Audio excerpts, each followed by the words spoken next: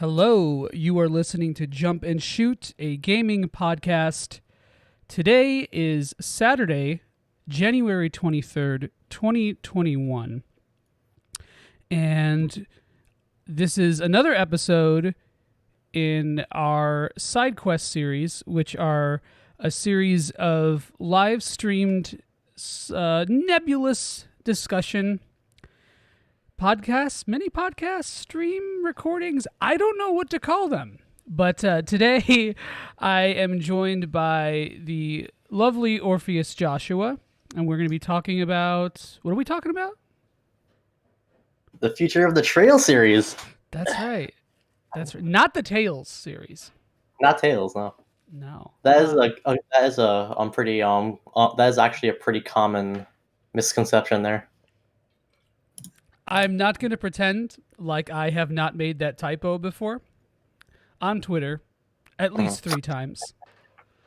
Definitely not me. I was hacked. Yeah, if I ever bring up Trails to somebody, there's a half chance that they'll be like, "Oh, Tales, like Tales of Symphonia." And then I'm like, "Oh shit." Trails of Symphonia. Yeah. So, Orpheus, I know you from the Ease server, and I also we hang out in a lot of the same E circles. So, want to tell us a little bit about yourself before we jump into this topic? Yeah, sure. So I am a news writer and a reviewer for the gaming site Noisy Pixel. I'm mainly a news writer, but I also do dabble in game reviews every now and then. And I am also deputy news writer for KH13, which is a Kingdom Hearts fan site. Awesome. Sorry, I accidentally duplicated my OBS window, so we were hearing 2 of us. And hey, Ryoko, who is in the chat, also from the Ease server. Oh, hey there, man. Well, also, I guess I never really say this on the stream, but we are taking questions or comments or whatever. Hate speech, not hate speech. That people would like to say. We'll take all the hate speech. So you guys may notice that I am on cam and Orpheus isn't because he is a strict nudist. And because we are both adult simps, there's only room on this camera for one adult. He's over here somewhere. So we didn't want to extend it to both screens. So okay, so let's talk Trails, man. Full disclosure, I will do my absolute best not to spoil anything for anybody. Yeah, same here. That means you're gonna definitely hear some just general spoilers. Nothing that should ruin your story experience. Just kind of basic stuff.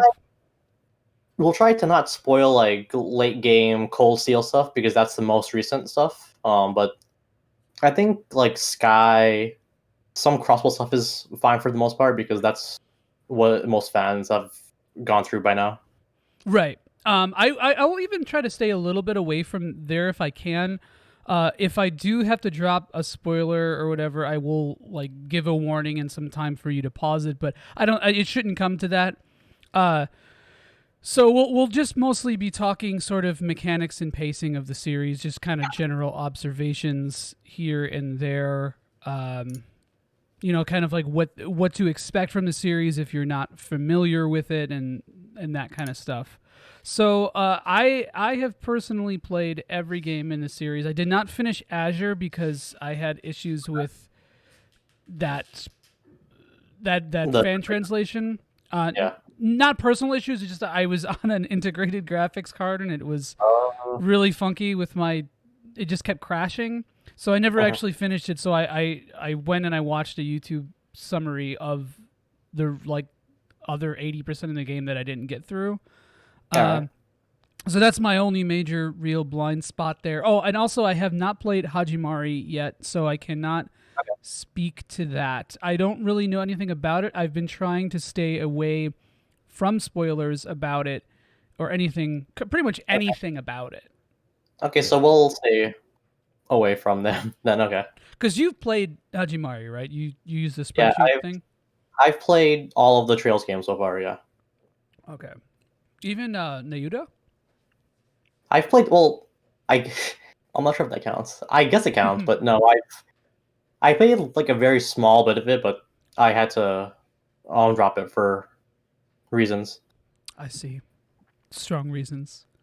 Uh, well, I've always liked talking to you about games in general because you are a very like constructive and just pleasant dude to chat with, and I've always Thanks, man. respected your opinion on things. You're not the kind of dude who either says, "Oh, I love it" or hate it without, thinking about it, and that's rare.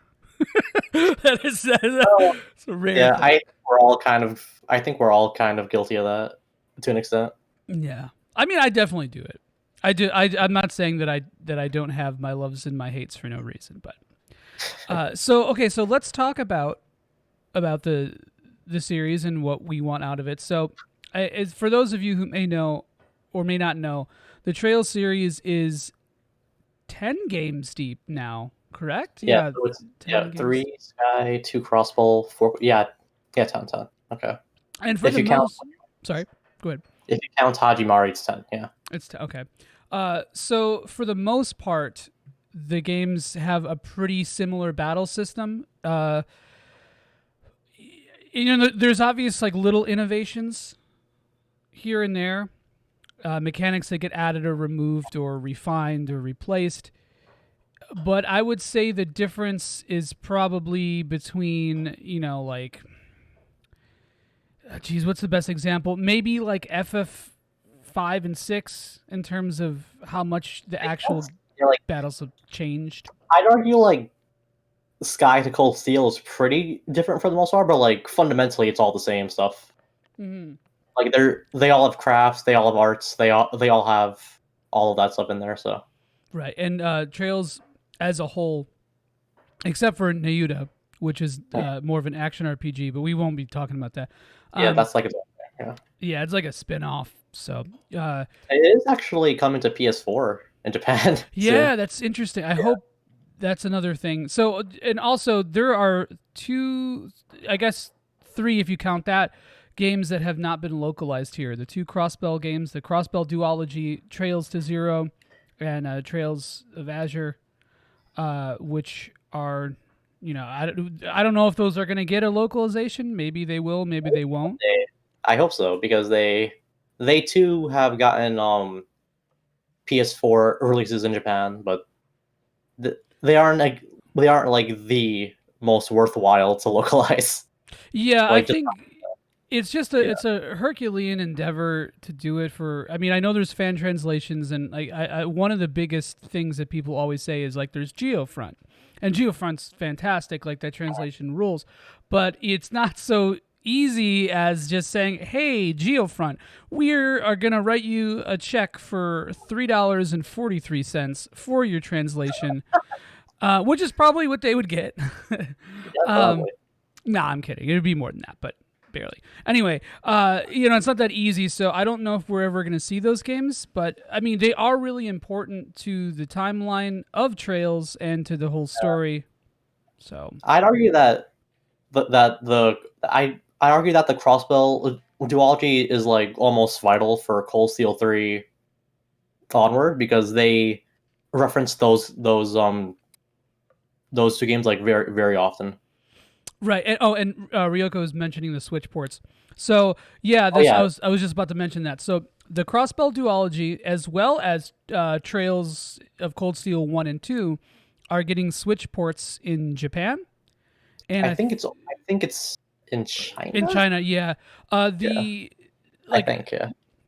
The Azure and Zero Kai versions on PS4, I believe, also were handled by the same company. So, but that makes me think, because the framework is there, and they're already porting these around, other companies are, that there may be more interest, but we don't know. Oh yeah, it's also coming to PC as well, to Steam in Japan.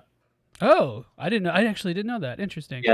Yeah. So the Kai versions of Zero and Azure are coming to Steam in Japan as well. Yeah. Interesting.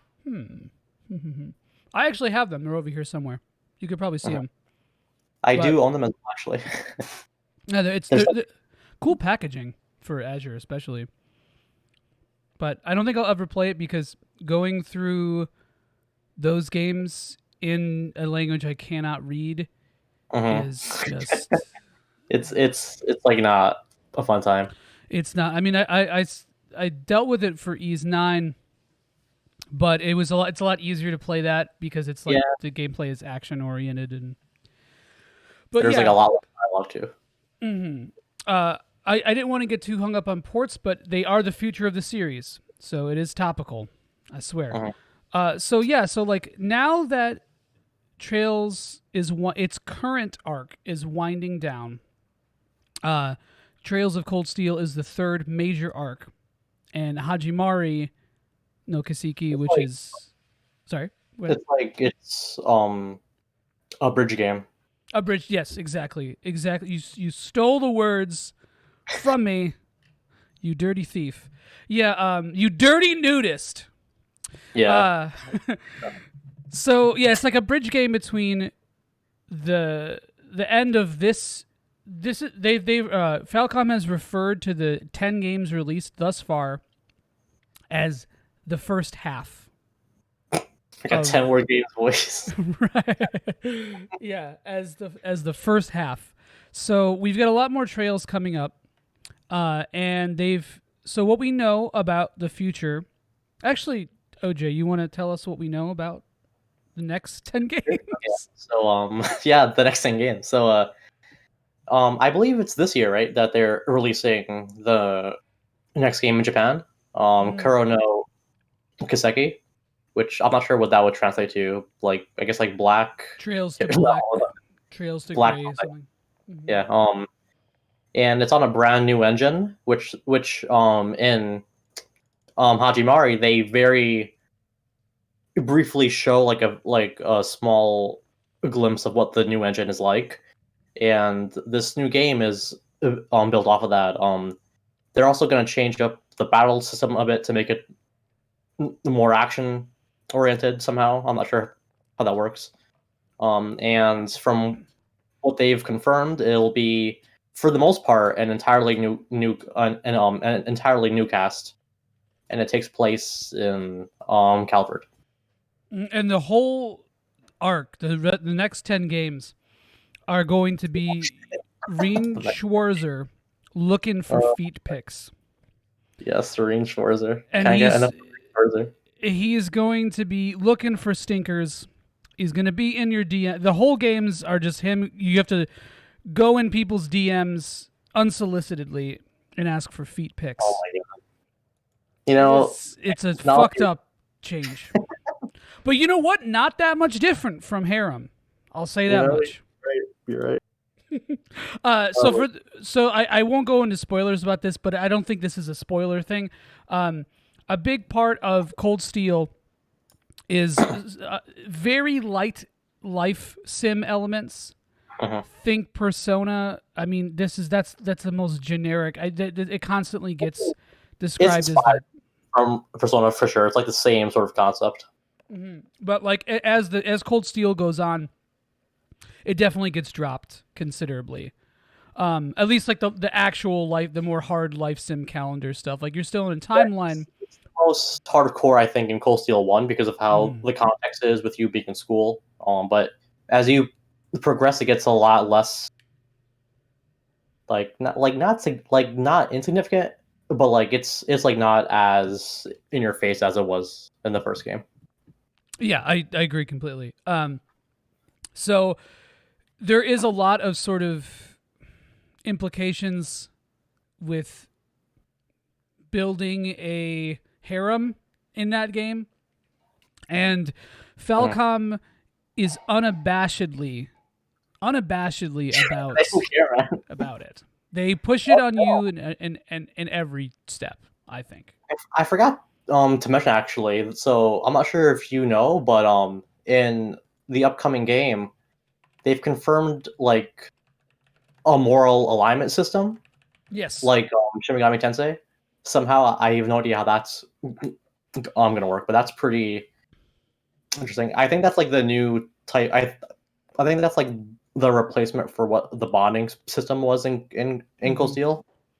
So my guess with that is that it'll be as loosely tied, like as loose as the life sim elements are in Cold Steel, like 2 to 4. My guess is that that's exactly what the morality scale will be, and I'm guessing that by the title of it, it's going to be about morally gray things or implications, which Yeah. I think that's like going to be the theme of the game. If you look at the screenshots, the pre-release stuff, and what has been said and shown so far, it seems a little edgier for sure. Yeah, it seems a lot more darker than the past games. For sure. And I'm curious as to what that implication will be, but I will say that Falcom has a real hard time actually fully committing to things that they do with this series. In Cold Steel especially, there's times where they have the opportunity to really hone in on very dark elements that could potentially happen, but they dial it back and they kind of like they like teeter very close like to that edge, but they never go past it. And I think, yeah, exactly, because it's like they want to push it to push replayability for sure. Because sorry, I'm drinking this boba tea. I swear, I'm not doing it to push my being a weeb. It just here, but so okay. So if you look at the Trails games mechanically, or just how they're built, rather, the games are developed very efficiently with a smaller budget, and maybe even smaller than you may realize. It's impressive with how those games look. It is. They do a good job. But if you really start to notice this when you like when I did multiple playthroughs of the Cold Steel games for trophies or whatever, you start to notice like how there really isn't that much stuff there. Like a lot of it's reuse of assets, recycling of assets. It becomes very if you if you've played like Tokyo Xanadu, like that's pretty much a carbon copy copy and paste of the Cold Steel 1 and 2 engine. Like the same animation, same assets, same models, pretty much. Same main character. Rena and Elisa are in there, you know. They're like fucking arcade characters or some shit. I don't know. I just think that like Ko looks like Reen, a lot like. He's Reen. like edgy Reen, yeah. By the way, I played Tokyo Xanadu before Trails. I played a little bit of Sky actually a while ago, a couple years ago. I played like maybe a couple hours, but I didn't start actually playing Trails until like April or May of 2020. So I'm still pretty. That's extremely recent. Wow. I went through the whole series in a month, and I was just holy shit. I like completionist the Cold Steel games, but I didn't really do that with Sky. Yeah. I didn't try to get all the achievements, and I couldn't anyway because I got them from other means. So, yeah, sure. So that was the thing. But I bought them now, so it's fine. Yeah, I didn't cheat. I actually so by pure coincidence, so my very first Falcom game was actually E7 on PSP. Like I was like a fucking preteen, and I got it by pure chance. It was by pure coincidence. I was in a fucking GameStop one day, and I just fucking grabbed it. And they let you take it because you were completely naked as a nudist. Yeah. So they're like, whoa, I don't know, man. It was a very short while after that I played Sky FC. So I followed the game since they've been localized pretty much for almost 10 years now. I see. And E7 is also your nudist name too, because it applies to many things. But E7 being the first game, that's so interesting. It was, yeah. I didn't know shit about fucking E's, honestly. Like, I saw like very very vague things online about it because like I was very vaguely aware of Trails and E's because back in those days Trails was like touted as like, oh, like try these games if you want like really great stories, but be careful of be careful of playing E's because those games are like really fucking hard. I, you know what I feel, and Ryoko says his first game was Wanderers from Ease, and that was mine too. But that was when I was a kid, and I blocked out that memory. I swear to God, I rented it as a kid, and it made me cry, and I hated it, and I completely forgot about the series until I played Origin in like 2014, 2013. Oh, wow. But I feel like Ease games got that too. I think it's just like it's almost like vestigial from when Falcom first came out and they were releasing games on PC, some of which were very difficult. Yeah. I believe it's the first. Is it Xanadu that was super super hard? I don't think it was that. Or maybe Xanadu next. No, it wasn't Xanadu next. It was one of their first games that was. Maybe it was Dragon Slayer actually. Oh yeah. So I guess it's funny that Trails Legacy started out as being incredibly hard when now I feel like it's one of the easier. It's extremely easy now. Yeah, I feel like as the games have gotten newer, like they've gotten far easier too. So that's a really good pivot. Let's talk about what we want Kuro no Kiseki and whatever else comes after that. How do you make Trails games more difficult? Or at least, maybe not difficult, challenging. I guess, actively challenging. Yeah. So like, I think the biggest problem that Cold Steel had, because I kind of find Crossbell and Sky kind of ideal for how their challenge was for the most part. And I think a big part of that was due to its smaller cast size. Yeah, less like having to worry about moving shit around. Like fucking like 30 characters, yeah. Like I am like so Cold Steel is by far like my personal favorite saga, right? But when it comes to the combat, like it's a fucking mess. Like it's just like really bloated, and there's no real like sense of progression with the combat because they all kind of start to like, because all of the fights start to feel the same at a point. So yeah, so yes and no. I feel like both or all three arcs do that. I think I think the pacing of Cold Steel 1 is actually, at least the combat and like just the way the encounters, sorry, my glasses are like falling.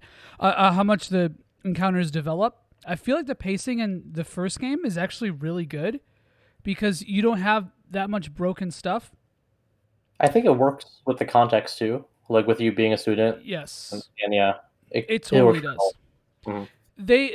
So that's a huge problem with this is a huge problem I have with Trails in general, and I knew it was going to come to this eventually. But the game has a really interesting way, like you just said, of showing you that you're strong, but you never really actually feel that strong. Even when Cold Steel 4 ends, I still felt like I whooped that boss's ass, but the story and the cutscenes and the plot don't ever really make me feel like that. There's a term for that. I forget the exact term, but it's like, I think like something dissonance, like where the gameplay doesn't reflect the story at all. So there's like a really bad there's a really bad disconnect. Mm-hmm. And I think part of that is, I think it's multifaceted, but I think one part of it is like the heavily anime-based nature, because it's very like traditionally like anime-centric. Another problem is Falcom's development process Mhm. and their budget. And Mhm. third, I think it's like I honestly think a lot of the Cold Steel games just needed a little bit, and I think this is true of Sky and to some extent Crossbell too. I just think it's more noticeable in Cold Steel when the production seems higher, but I just think that they just needed a little bit more time. I feel like they were kind of releasing them a little too quickly. Yeah, because if you didn't know, so CS2 came out around 1 year after CS1, and CS4 came out around 1 year after CS3, which is freaking crazy if you really think about it, because of how massive the fucking scale is with like all of the all of the dialogue and stuff. Oh yeah. Yeah, I mean even the localizations came out fast for what they were. Yeah. And a lot of people are like, we had to wait like 2 years or a year and a half. It's like, yeah, you did, but that And doesn't mean that they were sitting there in a room translating a game for 2 years. when people complain about having to wait for Cold Steel format, like no, like barely anyone knows the freaking wait from Sky FC to Oh, SC. yes, yes. It was like I gave up on Trails for like 2 years because like there was no progress, nothing was happening, and so when it came out, I was like fucking like holy shit, it's actually real. It was a big deal when SC first came out. So I didn't play them then, but I do remember that. I remember it because I've always like frequented RPG communities and game facts. Yeah, yes, game facts. And just here and there discords and stuff, and I've seen that over the course of years, and I think that's a big part of the reason why the fandom is what it is, why it's so passionate and kind of niche and also a little gatekeepy, because they've toiled and suffered for sure. Yeah, there's been a lot of, not to like make a pun out of it, but there's been a lot of barriers for the community. Like between Sky SC, like all the year plus 2 year long waits for the Cold Steel games, plus still no Crossbell being here. Like there's always like these really kind of like insurmountable problems that we can't really do anything about, but we just have to like kind of weigh it out. Yes, and I think that plays a lot into some and I'm overstepping my boundaries by talking about this, but I think it plays into a little bit of the toxicity of that community too, and why sometimes Trails is a difficult series to get into unless you follow exactly what deep fans want you to do, and like there's always that undisputed ideal order to get through the games. And I don't know, man. I don't think that's doing Falcom any favors by being so rigid, because a lot of people who are getting into these games are younger and they don't have access to like all the consoles and whatever that these are on. And yes, my pregnancy test can probably run FC, but like it's still like it's still a barrier, like you said. And I think there is just there's a lot of condescension and sort of very caustic, almost virtue signaling with. I have a lot of experience in the community. So a big thing that I began to notice is for the crossball games, especially, there's a lot of gatekeeping and elitism for those two games, and I don't think it's because of the games themselves, but it's because of their exclusivity. Yes, because that's this thing that people could hold on to, that a small group only, like, it's hipsterism. For all, I say this while I'm wearing a pinback shirt and I have a beard and thick glasses, But like, it is that is kind of what it is, and that's shit, dude. That needs to go. I mean, you can make an argument that Sky and Crossbell are better series for sure. You can make an argument that something may have gotten lost on the way to Cold Steel 4, and I'm in the middle of that. I think Cold Steel is also my favorite arc to actually play, but I see where these problems start to rise, and I get that. Like, I get I always talk about this, but I understand the feeling of the new shit sucks, and that's always going to be a thing. And as companies get bigger, there's more corporate influence, there's more capitalistic bureaucracy and hoops that you have to jump through, audiences to please. Like that's, people talk about Final Fantasy all the time because, Final Fantasy has always tried to be accessible to as many people as possible, and sometimes it's successful at that, sometimes it's not. And 15 kind of embodied that because it was like, I think like the tagline for it was a Final Fantasy for both newcomers and fans. And is that what Kuro no Kiseki is going to be? Probably not. Is that? Yeah. So how do you? And the reason why I went into this aside is because it does play into the theme. I don't want to just sit here on a soapbox and be like, toxic anime avatars are everywhere, and you need to defend yourself. You need to arm yourself from them. I'm only slightly doing that, but that is a huge thing with this series moving forward because now you're going into the 11th game. I'm assuming we're going to get Hajimari. There's no way we're not going to get Hajimari. Yeah, for sure. Crossbell is like very up in the air, but for sure we'll get Hajimari. Yeah, and because they like money, and they're poised to do it. But I also do think that they want to get. I think one of the biggest things that Nisa and whomever is going to be handling the publishing of the future Trails games, which probably has not been decided yet, because. Man, that's another subject. We'll talk about that one day. I swear to God, I will do a podcast where we break down the localization and the bidding process. Oh boy. That's a mess and a half right there. Right, but I mean, people need to know, and I feel like this kind of thing is extremely relevant to this subject. But anyway, I digress. But like, I would imagine that they want to get Kuro no Kiseki out here quicker than the Cold Steel games are coming out. Because, so like, here's the thing, right? Like, I think everyone wants these games to come by faster because these year-long waits are like not doing them any favors. Like, having to wait, like, from how these games have been coming over, it's been like 2-year-long waits from their Japanese releases, right? So, like for example, like Ys 9 came out in like 2019 in Japan, right?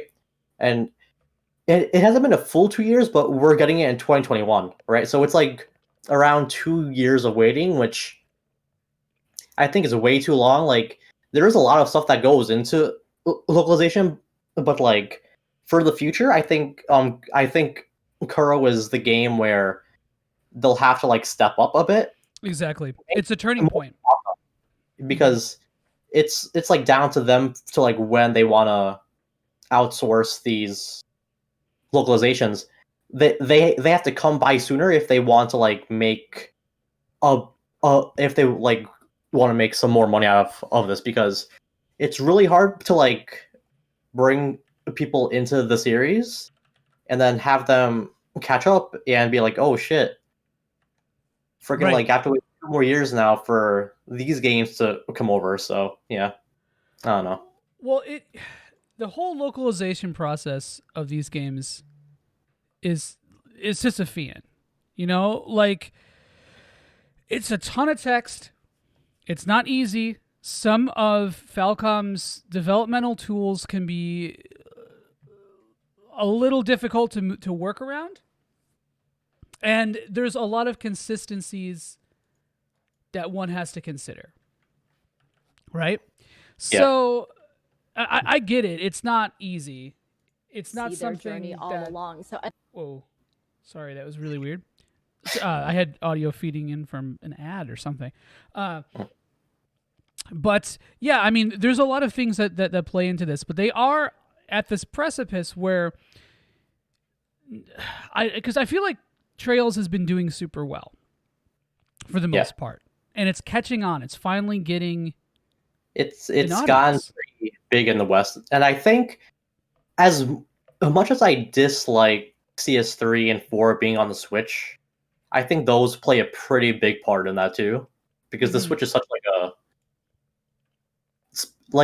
it's such an easy console to like get to like have like any kind of gamer there, you know?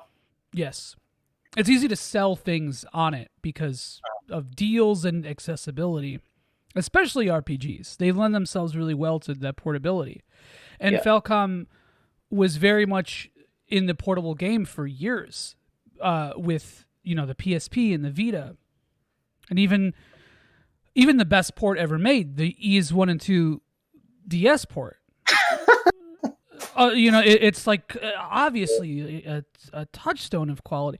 No, but I mean, like Falcom's familiar with that market, and I feel like that both hurt them and gave them an identity that I think they wanted to branch out from, because they were originally like a PC developer who went Yeah. through a million struggles with consoles and PCs, like a ton of identity crises.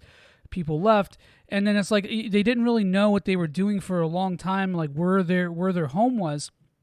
But I feel like now they're starting to get a bigger, broader audience on PC, on Switch, on PS4/5, and the most played Trails console is definitely an Xbox. Yes, the Xbox. 100%. Sorry, I'm like taking the lowest fruit of sarcasm right now, but it's Well, I think Ease Origin is actually on Xbox, right? Like it's the only Falcon Mhm. game on there. Yeah, I don't know if it's the only one, but I would probably assume it was. It is, but I have to do. I don't want to fact check that. That's too much work. So if anyone wants to do that for me, you can go ahead and do that, because I like being ignorant. But no, I mean, like, yeah.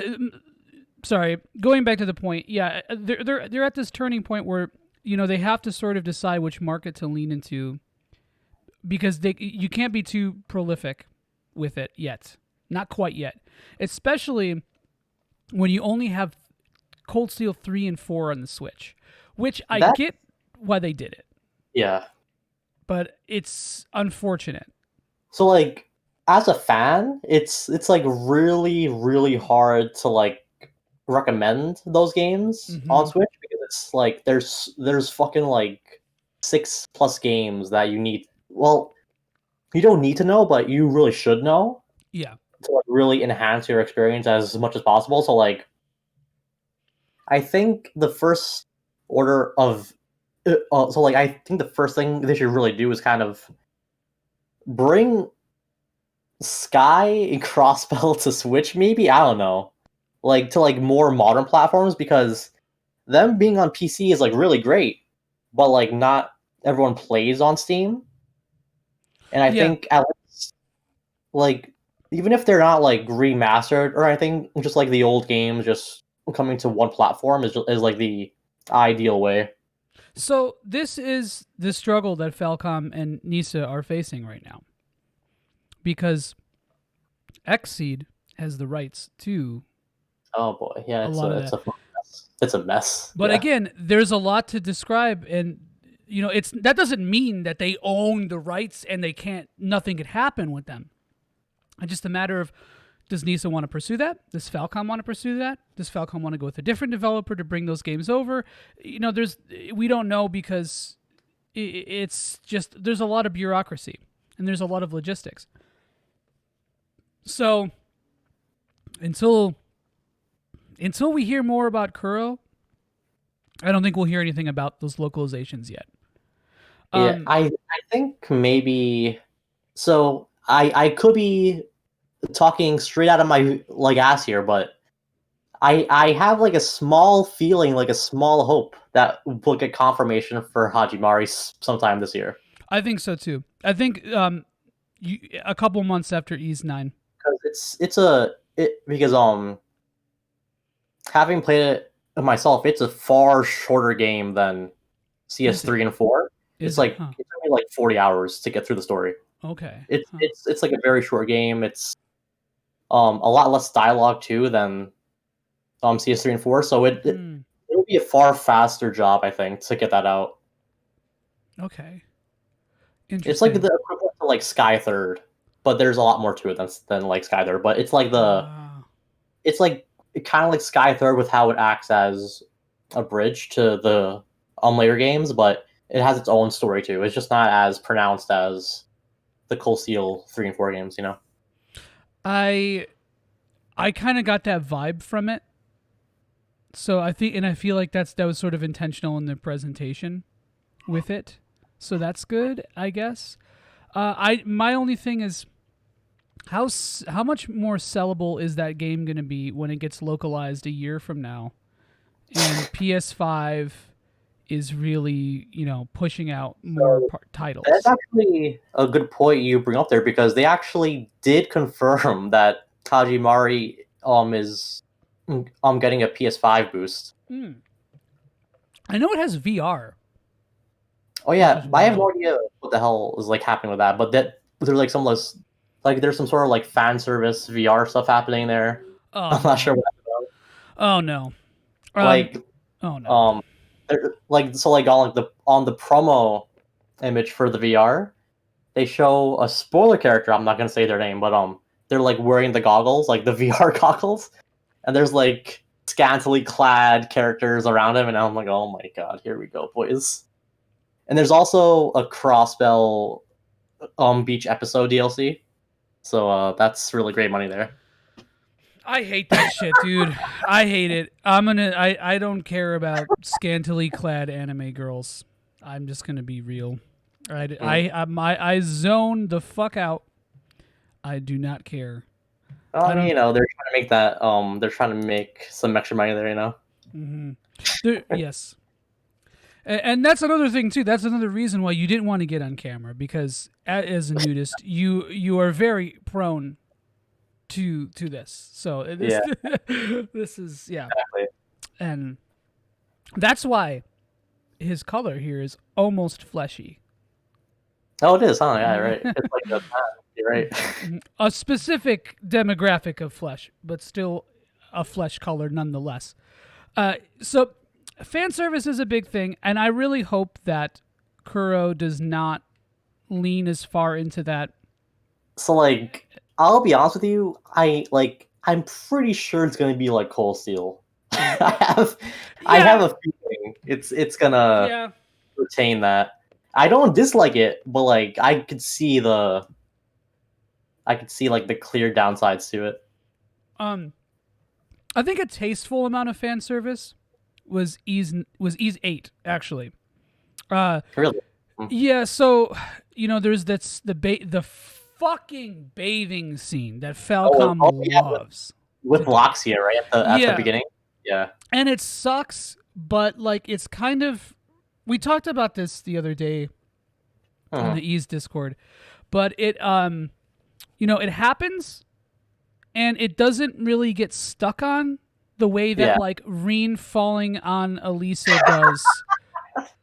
Look, You at the know, very least, right? They make it up like real quick in the same chapter. It's not too bad, but it's still right. bad. Right, it's still annoying, but like it's Yeah. fine. It's like I don't like it. It's a negative to me, but it's not Yeah. so So you like may powerful. you may not agree with me here, but I think the fan service and the harem stuff was at its worst in Croswell. Huh. Elaborate. So I've played so like I think it's important here for me to preface that I dislike those games quite a bit. They're by far my least favorite of the entire Get it out of series. your system. Get it out of your Yeah. system. Yeah. It's a There, cleansing there's experience. there are parts of them that I do like, but for the most part I don't think they're that great. But in Zero and in Azure especially, there's extents of fan service there that don't happen in Cold Steel. So, for example, in Azure, they have a whole intermission episode that is just stuff happening at the beach fan service. And Lloyd is, and it's I find it worse than Cold Steel because it's part of the main plot. So like, for example, like one of the main things that happens during that whole thing is Lloyd, he's like running sunscreen on Ellie's back, and Risha and I think Cecile are there too. And like he like slips up and it's like a whole thing, and I'm like, oh my fucking god. And like Cold Steel, like as much shit as it gets, I think it was far worse than Crossbell because stuff like that isn't really in Cold Steel's main story. It's in like the bonding stuff for the most part. Yeah, but that's like it's pretty important. It is, right? But it's like I see what you're saying though. Yeah, I see what you're saying. I do so like I said, I didn't finish Azure. I don't remember hearing about that in the summary. And I watched like the summary I watched was like 8 hours long. Holy shit. Yeah. Yeah, so like there's that, and then also back in Zero, there's a part where Lloyd is being accosted by Fran and Noelle, and like he's like on like a fake date, quote unquote date with Cecile, and it's like a real mess. And like stuff like that really isn't in Cold Steel to the extent that I think people say it is. So that's where I think it was at its worst. It was in those two games. So I think the problem I have with Cold Steel, and this is slight character spoilers if you're familiar with Sky, but have not played Cold Steel yet. But like, so like, you know, you've got the Randy and Tio stuff, and then you've got Agate, and what's the other copy and paste? Tita? Yeah. Oh, did I get that backwards? Sorry. Tio is the crossbow one, and Tita is the... Yeah, there you go. And it's the same relationship. You know, it's What? not, okay, maybe not the same, but it's really similar, and it's a little creepy, and it gets creepier. No, wait. So the thing with Randy and Tio is, like, there's no, like, ill things happening there because Randy is with Muriel. Yeah, but, dude, there's, like, a scene... I don't want to spoil scenes. But no, there's a scene where there's like there's a lot of implications there that don't need to be there. Like with Randy and Tio, really? Yeah, and if you wanted to make that kind of stuff subtle, then make it subtle. Don't make specific dialogue. Don't make specific dialogue that brings it up and then like drops it. Like it just be subtle. You don't need to spoon fed that to the audience. And I think it's really bad with Agate and Tita because it's like, yeah, like that's a thing back in Sky too, and it's like carried over. I don't like that dynamic they have. Dude, no, there's a scene where she gets embarrassed. I'm speaking to Ryoko's comment here. You haven't gotten to it yet, Ryoko. You're not there yet. You'll see what I mean. And I don't think I recall the scene you're talking about either.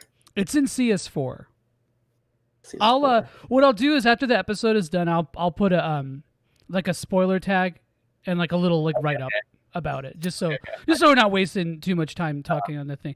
But like my point is that there's a very strong lack of subtlety in Cold Steel's writing, and it's there in Crossbell too. It's there in Sky, but in Cold Steel it just feels so much more overt because of the harem pushing. Yeah. And I agree there. It's fine if you want a harem push. Just be obvious about it. Like, I feel like the choices could have been better. I feel like there could have been more dynamics at play. I think Persona 5 did a decent job of harem pushing. It was still annoying, but I feel like I know that's a trite comparison, but I do think if you compare the harem of Persona 5 with the harem of Cold Steel, I got to give it to Persona. And I like Trails. Really? I think I like Trails like as a whole more than like more recent Persona, but like what I I don't do. know. So the thing about crossspell that kind of irks me. That kind of irks me a lot more is how. So like back in crossspell, there's also the choice of romance in a sense. It's a lot more subtle as you say it, right? Because there's not like as overt scenes with them. But something that they do in crossspell that I don't like at all, especially in Azure, is at least with crossspell they had at least at least I mean there's a harem there. Mm-hmm. I don't. I just find it worse in those two games is my thing, but something that I hope they don't do in Kuro onward is so Cold Steel also does this, but the end of Azure I think is where they had it the worst is where they hide very vital backstory behind special bonding events. So for example, in Azure, the only way you learn any backstory about Rishia or Wazy is through their final bonding event at the end of the game. Yeah, that's very Fire Emblem too, like earlier Fire Emblem. That's part of why I don't care for the characters too much is because a lot of it's gated. That's the only way you get like any semblance of like backstory for them is through those missable events there. I see. No, I can understand that. I think I definitely see that too because you even see that Falcom's still not 100% sure how they want to present some of the story beats. So, really good example of this you see in Cold Steel 2. There are huge events that happen in Cold Steel 2 that you only see on a New Game Plus. Okay? Yep. And I think that's kind of cool because they didn't know exactly how long it was going to be till CS3 comes out. It's like a very like big double-edged sword they have for how they did Cold Steel because they tried to push for New Game Plus a lot more in those games, especially CS2. Yeah. But like, oh yeah. Not everyone likes doing that. Yeah. Right, and I think that they realized that and they stopped. Yeah. And that's why Cold Steel 3 doesn't really have that and why Cold Steel 4 doesn't really have that. I think like the biggest problem with the bonding events is like it kills the momentum of like having because like if you do the replays and you see all of the events, like that's really great and all, but in the context of the narrative, it feels like a displacement. Yeah, I agree. And that's the biggest problem I have with choice in RPGs, especially JRPGs. I think SMT probably does it the best, hands down, sweepingly across the whole genre, personally. But even SMT, I have major issues with how they do it too. So it's SMT, like they have like completely different like paths, right? Yeah, and it feels like your choices are actually weighted. Whereas in Trails, a lot, especially Cold Steel, like you have choices, but they never really feel. They're very like superficial. And like you said, the biggest choices in those games are the bonding events, and they could end up displacing plot points or just the game in general. So, or pacing in general. So this is why I'm a little bit apprehensive on like the morality thing because I don't know if I really trust Falcom to do that well. What like, I super really fleshed out. What I'm hoping they do here is the party themselves are kind of like treated like the party back in the Sky Saga, where they're all part of the main narrative. There's no like side there's no like critical stuff locked behind like side stuff with them. Like they feel like a fully fleshed out party in the context of the main narrative, and the morality stuff is like for just like this is like just for the story. Yeah, so it's less choices about hopefully, ideally, it'll be choices about gameplay and plot points rather than choices about fan service that end up becoming auxiliary plot points. Auxiliary plot points, yeah. Which I mean, that's part of it. Like romance is going to become a part of a character's arc for sure. But if that is the reason why you have to make choices, that just I don't like that. And it never really feels like Cold Steel like makes you make hard choices, and I feel like there's a huge missed potential there because the whole thing is like, Reen's arc through becoming like a leader of class 7, a teacher. And that's not really a spoiler because I think it says on the back of Cold Steel like that's the promotional material for CS3. And the so it's like, it's all about a big part about being a leader is this sounds like a conservative radio podcast, but a big part about being a leader is knowing when to make tough decisions. And I feel like there should be like an army backdrop that slowly falls. But no, it really is though. I mean, like being a leader in any sense, especially during like a wartime or during a time of strife, is there's always not good decisions, and I think hopefully that's what Calvert picks up on, or Kuro picks up on, is like the way that they faltered that a little bit with Cold Steel, because I feel like there's just too much poo being thrown at a wall with Cold Steel. I just don't think all the poo stuck. Some of it's runny, some of it just dumpy. So I don't know. So and I had like a thought that I was about to say that I forgot about. Fuck. Was it the poo? The image of poo? Did that disturb? I'm sorry. Yeah. Oh yeah. So in Kuro, so a thing that I'm actually really hopeful for is how they say it's going to be a mostly new cast. Oh yes, thank you for bringing this up. So something that I so like while I love like the fucking like the massive cast size in CS3 and 4, like in Hajimari 2, I am really glad that they're trying to like start from a new clean slate here, because they're it's been like a lot to like have these like 50 plus character sizes in like 3 games. Yeah. And I definitely disagree with your. It's subjective, but I don't think the size of the cast is a good thing in Cold Steel. Yeah, that's a very mixed bag for a lot of people. I mean, I like the ambition of bringing a Marvel style crossover event, or like Avengers style. Yeah.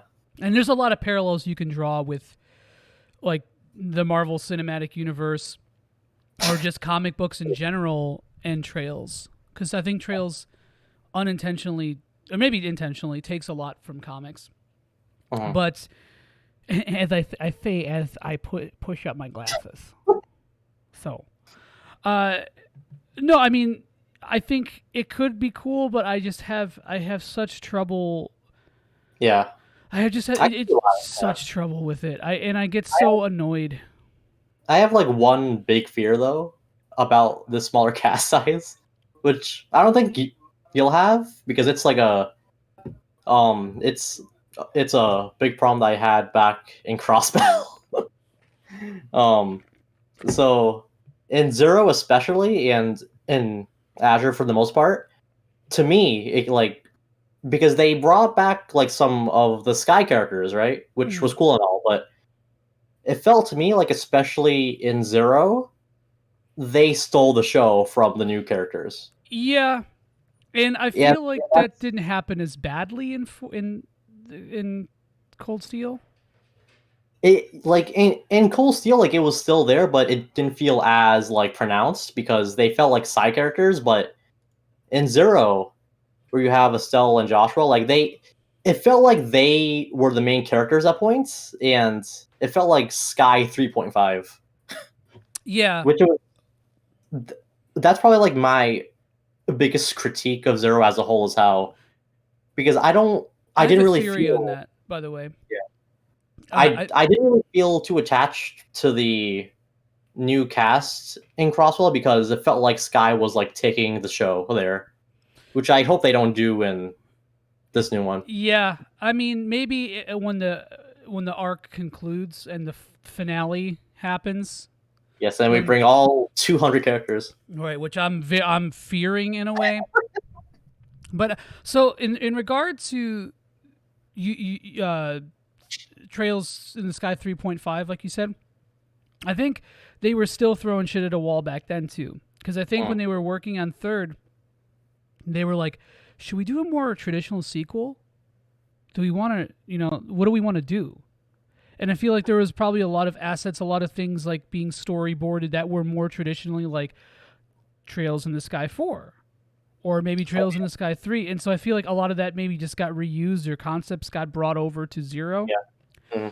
Mm-hmm. Yeah. And that hurts. I think that hurts Zero too. I disagree that with you that I think that it hurt more. I don't think it hurt Zero, and again, I didn't finish Azure, so I can't fully speak to that game. Yeah.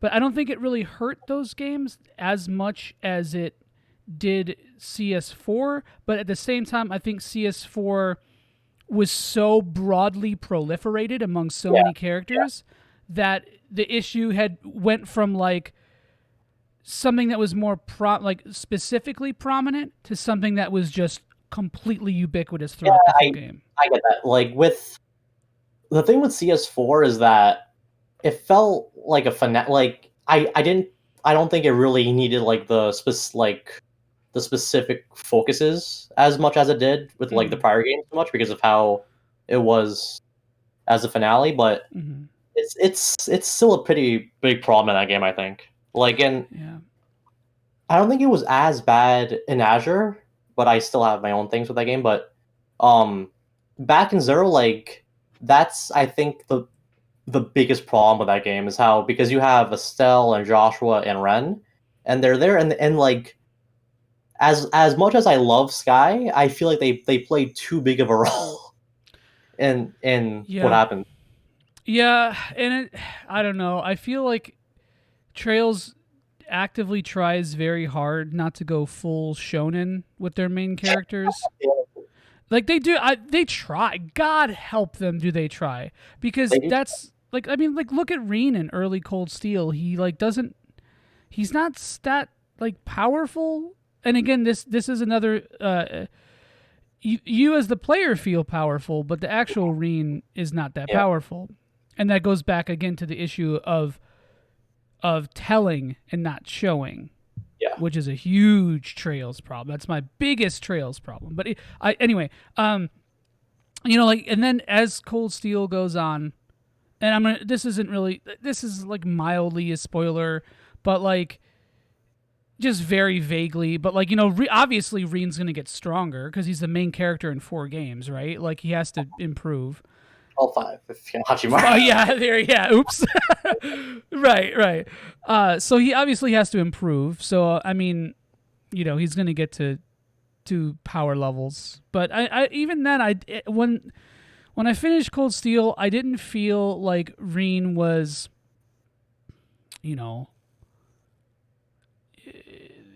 a stronger god killer. Oh yeah. Okay. Like he wasn't I don't know. It's not like he's lightning. You know what I'm saying, from Final Fantasy 13. Yeah. He's not that powerful. I don't think. At least maybe I don't know. At least the way they present it. I could be wrong there. But yeah, and I think I hope that Calvard kind of grounds things. I really like a smaller cast, even if I don't like the cast as much. I think they really have to go with like a small like 5 at max party, maybe like 6. Love that, dude. Because I love the cast size in Cold Steel because I'm like really fucking weird, but they have to like really like ground shit back here because I think with Kuro they're gonna try to make it applicable to newcomers as well because the thing with like they've reached a point here where like you can't tell prospective fans to go play these fucking like past 10 games, right? Mm-hmm. Like you can, but like if you want the Is it series to get as practical? big as it can be, it has to be more welcoming. Right. And Kuro is going to be that new window, like how Cold Steel 1 was that window. Totally. It's going to be the same deal here. A jumping And on point, for sure. hmm? A Yeah, jumping on point. like I think, and like that's why I'm really glad that they're not going to bring back like a whole slew of old characters, because it'll be not great if you like try to make this as newcomer friendly as you can. Right. I think that their intention is. I'm glad that you circled back to this too. I think their intention is very much to make it how the MCU did the Avengers movies. You know, Yeah. where you could watch like Iron Man 1 through Age of Ultron, and that's like whatever, and then you could watch Age of Ultron onward, and like you can jump into it just fine for the most part. You'll miss some nuance. Yeah. But like I think that the crazy shit in the story is just starting to build, and I think that's probably why like it's going to be building in a different way, in a different crazy insane way. And so I think that's another reason why they have to almost do tabula rasa. Not completely, because obviously you have a 10-game legacy to live up to, but it's like a very like it's a very difficult like line to like make, because you have to like kind of try to please everyone, but like like still try not to do that. right, yeah, Like and the Final Fantasy dilemma. It yeah, really yeah, is. yeah. I'm Well, like with like Final Fantasy and like Tales and like all these other like franchises, like they're all self-contained, like new worlds, new characters, new everything, right? So like it's like fairly simple there, but like with Trails, it's like all the same. Like it's not like it's like not like Ease, right? Where they're all like the games are all in the same world and they all have the same pro tag, but they're all self-contained games, right? right. With Trail, there's a lot of like excess like baggage that comes with like every new arc and new game. Exactly, exactly, and the mutability of it too. Like like they keep sort of changing their emphasis and their focus, and again we talked about this a little bit throughout here too, but it's like they really are feeling it out. They're trying to see what they excel at the best, and I feel like they're almost there. They're almost there. They step in the right direction and then they step back. You know what I'm I am saying? really glad that they're sticking to the PS5 and the PS4, Yes. and they're not on Switch, because I think that that's like really helping them with how they Yeah. want to do their games. Right. There needs to be some kind of like a focus with their development now too, and they need to make a choice. And they can still have their older games on Switch or whatever, but also another thing too, because Kuro is supposed to be more actiony, like they said it was supposed to be kind of like a little. The example they used is the FF7 remake. Really? Yeah, and my guess is that it won't be that actiony. It'll probably just be the system that they have now with like some real time action commands. I'm thinking like sort of like maybe ATB gauge style, possibly. I'm not sure, like because they can't make it like purely action, right? Like it still has to remain turn based fundamentally. Right. So I think they add like quick time events or like stuff like that where you like press the buttons in like a certain like time or like a certain combination. Like if Positioning. like Maybe. F10 had like those overdrives and stuff where you have to like put in like the proper input, like Right. stuff like that. I'm actually kind of thinking almost Xenobladey. Oh yeah, maybe. Maybe a little bit less MMO feeling than Xenoblade. Not that Xenoblade feels like an MMO, but relative, I think that's my guess. And I feel like they're definitely going to take aspects of Ease and stick them in there, just like aspects of Trails found themselves into Ease. Yeah. I mean, am 8, Ease 8 is kind of Trails, kind of Cold Steely, the way you build up the town. kind of, yeah. I am actually the pretty curious about how they're gonna handle the arts. Oh yeah, See, because like in Full Steel, like the arts are like a fucking real mess and a half. Yes. And like I'm not sure how they're gonna like balance arts and crafts, because like they were at their best, I would say, back in Crossbell. Yeah, I think Zero had a really good balance of all things. I think Cold Steel 1 did too, actually. One, I think 2 kind of did. Yeah, 2 kind of did. But like after 2, they just fucking like threw all that out the window and they said, "Go on full like they like it." It's like very much about the crafts in those games. Oh wait, no. What am I saying? In Cold Steel 1, arts are useless. Yeah, 1, yeah. So like in 1, what am I saying? In 1 it's like all about crafts. In 2, they try to like kind of remedy that with the lost arts, but yeah, that's like very like, and they're too good. Yeah, they're like kind of stupid.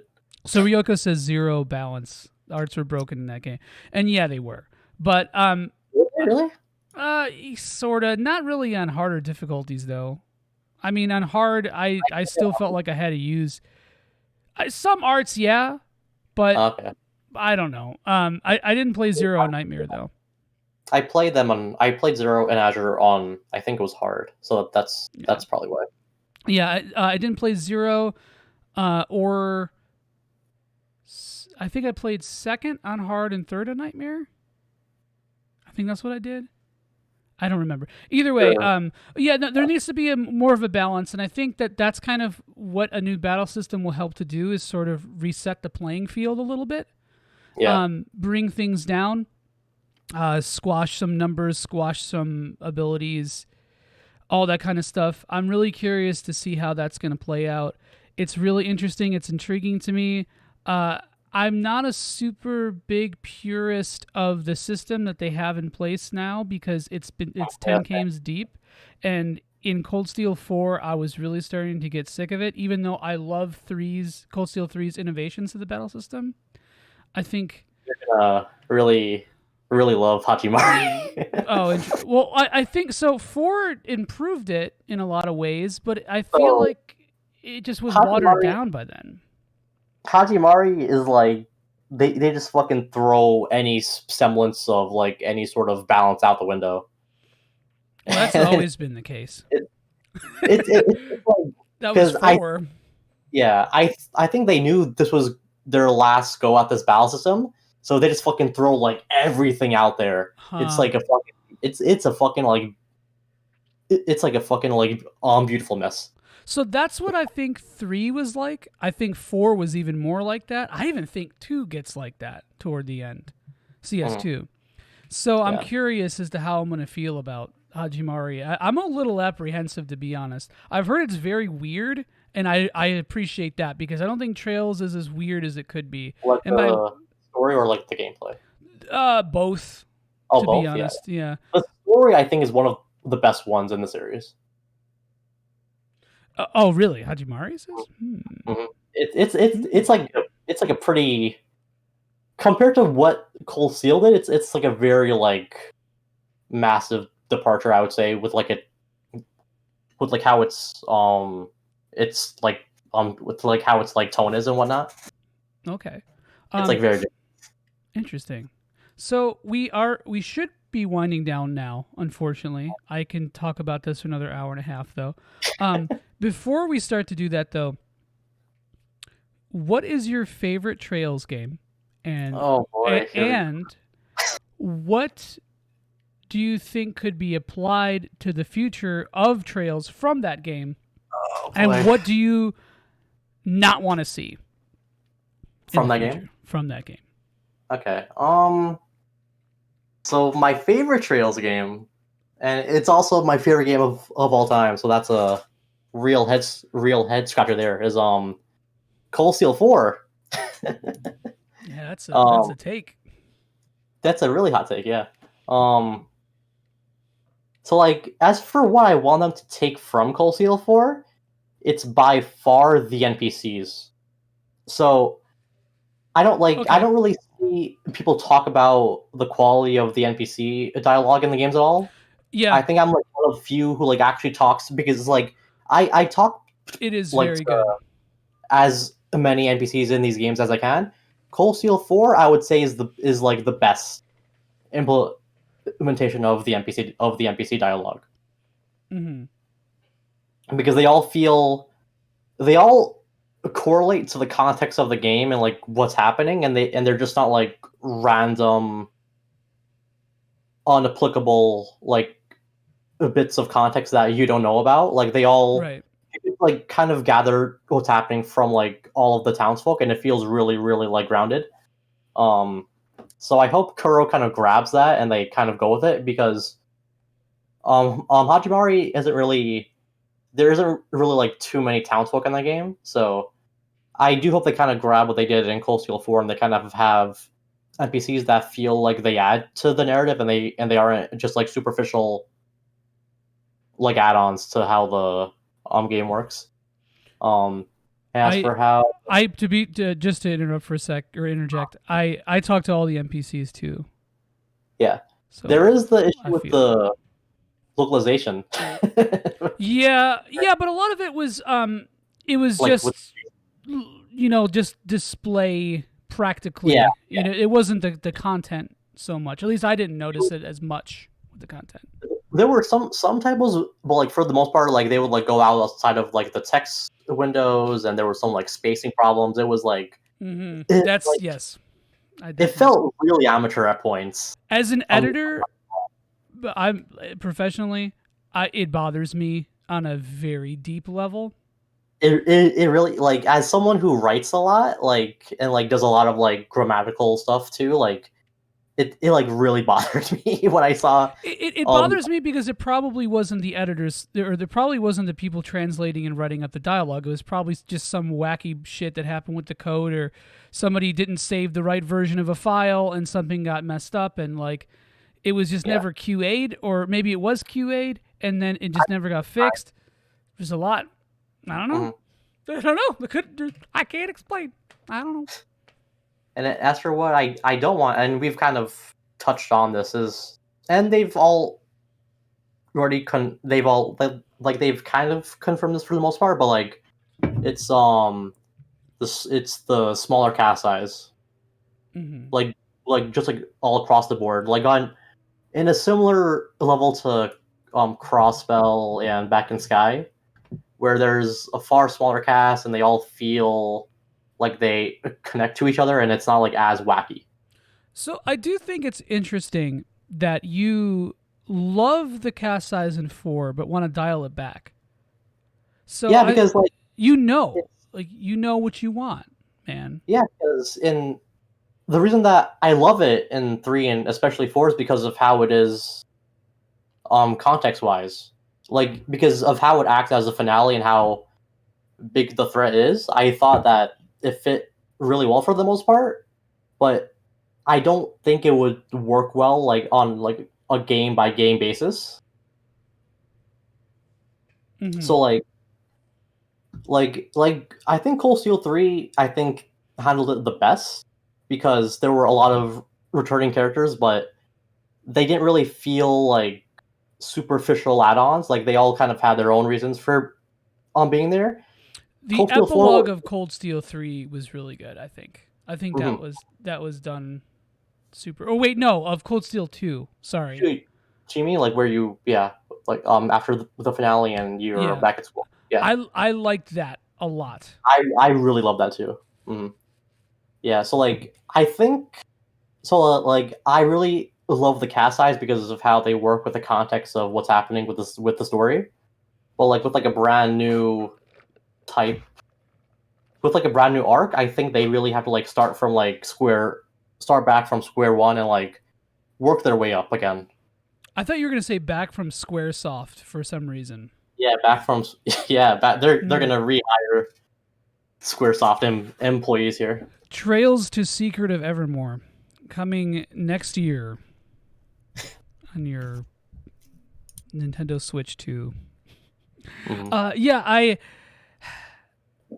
I, I just want to make one more point about NPCs, as you brought that up, and I think we didn't really talk about that. That's like, because, Trails always gets a lot of stuff for world building, and I think it's a little overblown, to be honest. In a vacuum, Trails world building is awesome, but when you retread the same path in 3 games, and you know that these NPCs end up following the same cycle, there's a lot of reuse of concept. A lot of the power of the storytelling is muted, and it sucks because especially the NPC quests and side quests, like the name of this series, they are good. They're some of the best in JRPGs that I can think of, at least in terms of like concept and some of the dialogue. But as it stands, as they're presented in the game, I don't know, man. To be honest with you, like, I think the reason Trails has that reputation is just from like hyperbolic overuse from people who don't actually engage with the NPCs in the world too much. Yeah. I think it's just like a sort of way that people have been describing the games for so long that is just part of its it's like part of the Trails identity now. Yes. But it's not really like it's not like a mind blowing like world bending level of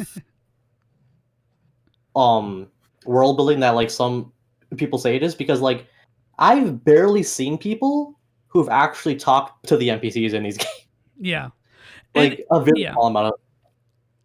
And I'll admit, I skipped through some dialogue, especially in CS4. I started to just like get antsy, and I was like kind of speed reading a lot of the dialogue. I skipped some quest text, but for the most part, I always go out of my way in any RPG that I like to talk to everybody and to see what everything is about and to see if the dialogue changes. And, and there is a lot of attention to detail to that in Trails for sure. But I think you're right. I think it does have this reputation. And I think part of that is because, and I hate to say this, quantity over quality. Yeah. And again, it's not that this is poorly written or it's bad. It's just like in its place, in its context, it doesn't have the impact that it could otherwise. And to me, that is Trails in a nutshell. I didn't intend for this, but it does encapsulate all of my points about the series. Yeah. So I think that a lot of people fail to realize like the effect that the reception of a fandom can have on a series, like for people who are getting into it. Like if Trails wasn't really like touted as this like a masterpiece of world building, like I think you would be able to take the NPCs a lot more positively, because there wouldn't be that like thread hanging, because like you want to have that like prior experience of like, oh, like I hear this series is like really great with its NPCs. I'll see how they sign up to these expectations, and then I see. So its reputation precedes itself. Is what you're saying. Last point then. What do you think is the best way to approach Trails? And this is obviously subjective. You're not being didactic. I know you well enough. You know you're not being didactic.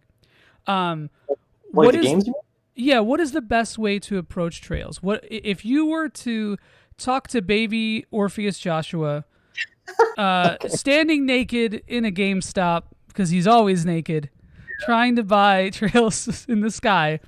How would you? I guess maybe not you.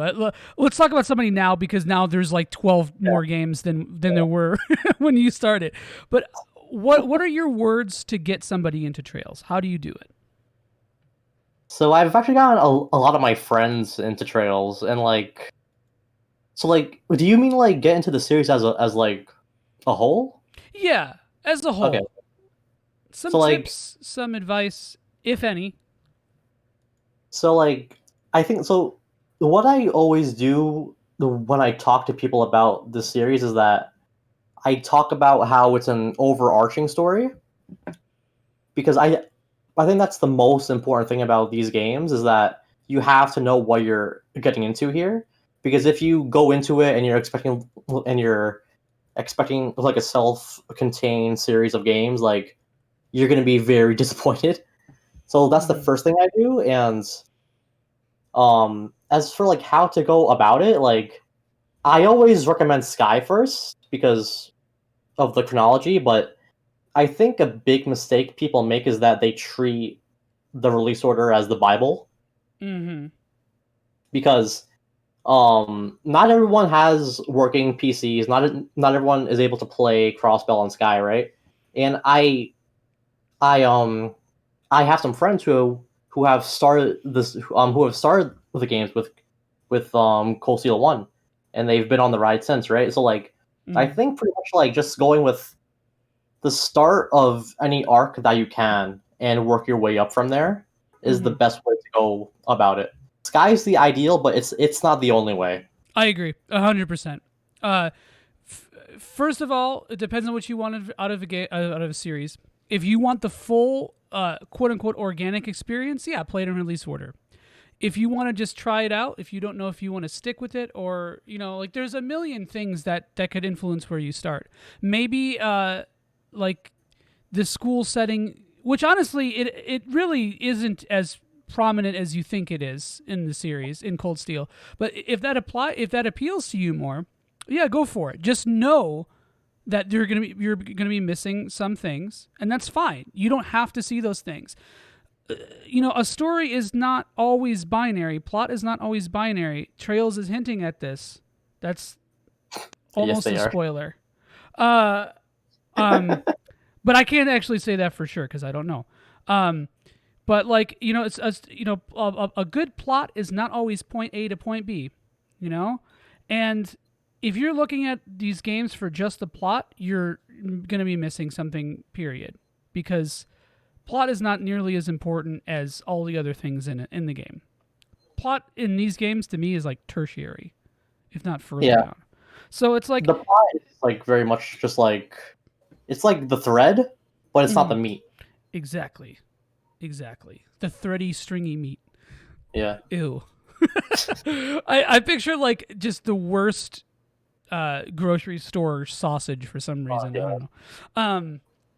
Yeah, so I think what you said was an amazing. Sorry to piggyback on it, but like I think that was an amazing description, and I think that hopefully I want to clip that, and I want people who are interested in this series to listen to you say that, because damn. All right, well, I think that's about it. Sorry if you had anything else. Maybe we could do this again. Yeah, sure. Yeah. I would love to do this more once we hear more about Hajimari, which we definitely will soon.